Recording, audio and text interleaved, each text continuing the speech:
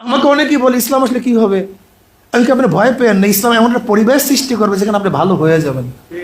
একটা মেডিকেল হবে, এখানে সংশোধনের কোর্স হবে, রোগ সারা হবে, আপনার সমস্যা নেই কোনো, আপনি কোনো চিন্তা করেন না। আপনি গাঁজা সেবন করেন, কোনো টেনশন নেই, আপনি গাঁজা খাওয়ার পরিবেশ পাবেন না, কিন্তু গাঁজা খাওয়ার জন্য আপনাকে কিছু করতে হবে না। বুঝাতে পারিনি? আপনি মদ খাওয়ার জন্য তো খুব টেনশনে আছেন, মদের অবস্থাটা কি হবে, কোনো টেনশন করিয়েন না। আপনার এমনি মদ খাইতে মনে চাইবে না, তখন সমস্যা আছে। আমি তাকে বলি, যদি আপনার মনের থেকে মদ খাইতে মনে না চায়, তার কোনো সমস্যা আছে? কারণ না তার তো হুজুর নেই। আমি আপনার মনের থেকে গাঁজা সেবন করতে মনে না চায়, তার কি কোনো সমস্যা আছে? বলুন না তো হুজুর, তা নেই। আমি কেউ যুক্তি বুঝবেন? বল হ্যাঁ হুজুর বলেন তো। আমি বললাম ধরেন আপনি মসজিদে গেছেন, তখন কি আপনি গাঁজা সেবন করতে পারবেন? না তো হুজুর। আমি বললাম কেন পারবেন না, কেন? বলে যে পরিবেশ তো ওখানে খাওয়া যায় না।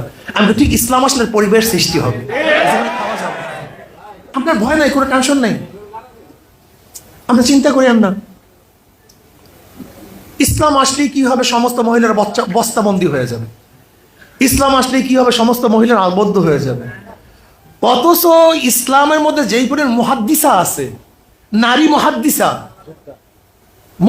মুহাদ্দিস শিক্ষিতা, যেই পরিমাণ 30,000 মুহাদ্দিসা নারীর কিতাব লিখছে, 30,000 নারীদের নাম নিয়ে আসছে সেখানে একটা কিতাবের মধ্যে, যারা মুহাদ্দিসা ছিলেন, হাদিস পড়ান, হাদিস সম্পর্কে জানেন। এত শিক্ষিত আমাদের মহিলারা।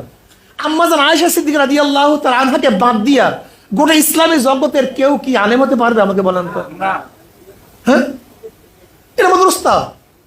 ইসলাম আসলে নারীরা বড় বড় শিক্ষিত হয়ে যাবে, আরো বড় শিক্ষিত হয়ে যাবে, বিশাল কিছু হয়ে যাবে। কি কথা ঠিক না? ইসলামকে সহজভাবে প্লেস করেন, ইসলামের আদর্শ প্লেস করেন, তুমি ভালো হবা। গরিবদেরকে বলেন তুমি ধনী হয়ে যাবে।